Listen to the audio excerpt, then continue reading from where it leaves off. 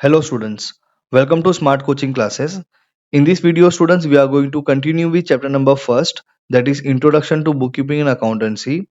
I have already uploaded part 1 and part 2 of chapter number first. In part 1 I have discussed about introduction, meaning and definition of bookkeeping, and in part 2 I have discussed about objectives of bookkeeping. Right, now in this video students we are going to continue with the same chapter, and in this video we will discuss about importance of bookkeeping. Students, theoretical part जितने भी होते हैं आपके वो बहुत ज़्यादा important होते हैं आपके लिए, बिकॉज आपको जब बेसिक चीज़ें पता चलती है तो उसके बेस पे आपको आगे की जितनी भी चीज़ें हम पढ़ने वाले, जब हम प्रैक्टिकल सम्स करेंगे तो ये थ्योरेटिकल पार्ट आपको बहुत हेल्प करेगा. राइट, सो स्टार्ट करते हैं हम लोग. Importance of book keeping. सबसे पहला तो होता है कि आप बिजनेस के ट्रांजेक्शन, जितने भी फाइनेंशियल ट्रांजेक्शन्स कर रहे हो उसको आप रिकॉर्ड करो. क्योंकि एज अ बिजनेसमैन अगर आप एक या दो ट्रांजेक्शन्स कर रहे हो, as a human being you will be able to memorize those transactions. But if you are doing many transactions with different people, where you are selling your product, different quantity of product to different customers, so it is quite it is not possible to memorize all the transactions. इसके लिए ये better होगा कि आप अपने जितने भी transactions है फाइनेंशियल, उसको आप एक बुक में लिख लो, जिसको हम बोलते हैं बुक्स ऑफ अकाउंट्स. क्लियर. सो यहाँ दिया है आपको, in this present dynamic world every day a businessman enters into a numbers of business transactions with different customers, and the nature of each of those transactions is different.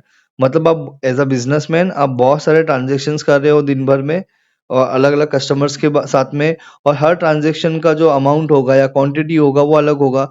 इसके लिए ये possible नहीं है कि आप याद रख सको. सो यहाँ दिया है, it is not possible for a businessman to remember all such transactions, and therefore it is necessary to record these transactions. इसके लिए आप याद नहीं रख सकते हो सारे ट्रांजेक्शन्स को. इसके लिए बेटर है कि आप एक बुक्स ऑफ अकाउंट्स बनाओ जिसमें आप अपने सारे फाइनेंशियल इंफॉर्मेशन को रिकॉर्ड करो. क्लियर. तो ये हो गया रिकॉर्ड. सेकेंड है financial information. As a businessman आप जो भी बिजनेस कर रहे हो, इतनी सारी एक्टिविटीज कर रहे हो. You are purchasing raw material from the supplier, you are converting your raw material into finish goods, फिर उसको आप मार्केट में बेच रहे हो, डिस्ट्रीब्यूट कर रहे हो. तो ये सारी एक्टिविटीज आप कर रहे हो so that you should earn some money. कितना पैसे कमा रहे हो आप, ये भी आपको मालूम पड़ना चाहिए कि आप जो भी बिजनेस के एक्टिविटीज कर रहे हो, वो बिजनेस के एक्टिविटीज में आप कितना पैसे कमा पा रहे हो. इसलिए आपको मालूम कैसे पड़ेगा, आपके बुक्स ऑफ अकाउंट्स है. Clear. Now book keeping provides valuable and much needed information on profit earn. कितना आपने प्रॉफिट कमाया वो इन्फॉर्मेशन आपको मिलेगा बुक कीपिंग से, और लॉस सफर्ड, या फिर आपको कितना लॉस हो रहा है वो आपको मालूम पड़ेगा.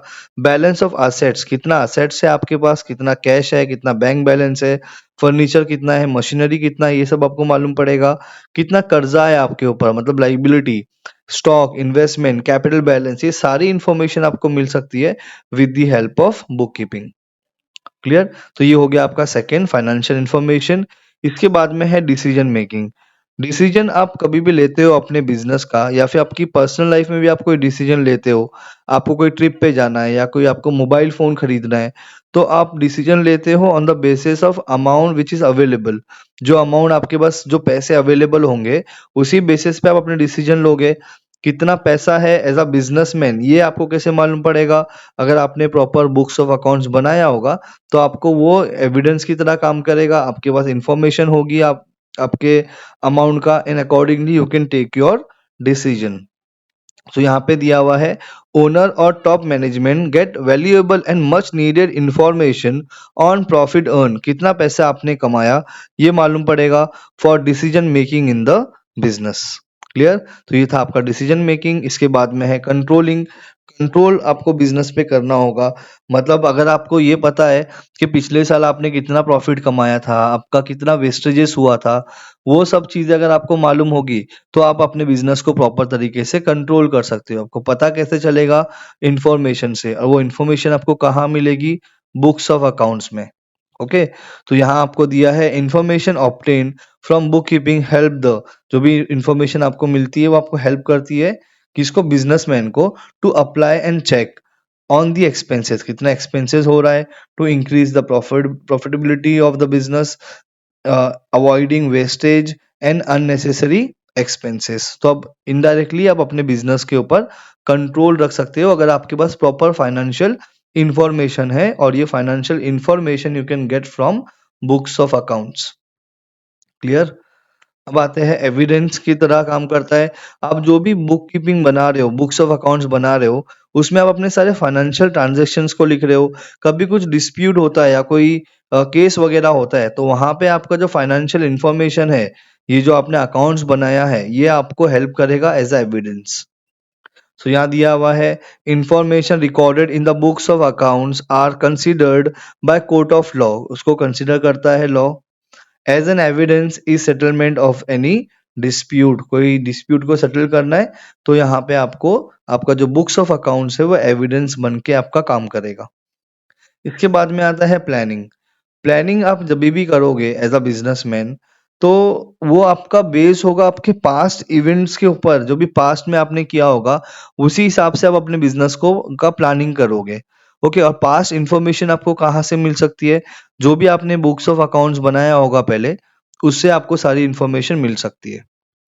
ओके, तो यहाँ पे आपको दिया है, by comparing the financial statements of the past years, management can judge whether the business is making progress or not, and accordingly introduce changes in the business planning to increase its profitability। मतलब आपके पहले past event में आप कितना कमा रहे थे, पहले मान लो कि आप 5 लाख कमा रहे थे, उसके बाद में आपने 6 लाख कमाया, अभी आपका बिजनेस जो है वो 10 लाख आप कमा रहे हो। तो ये आपको कैसे मालूम पड़ रहा है कि पहले 5 लाख था, फिर 6 लाख था, अभी 10 लाख है?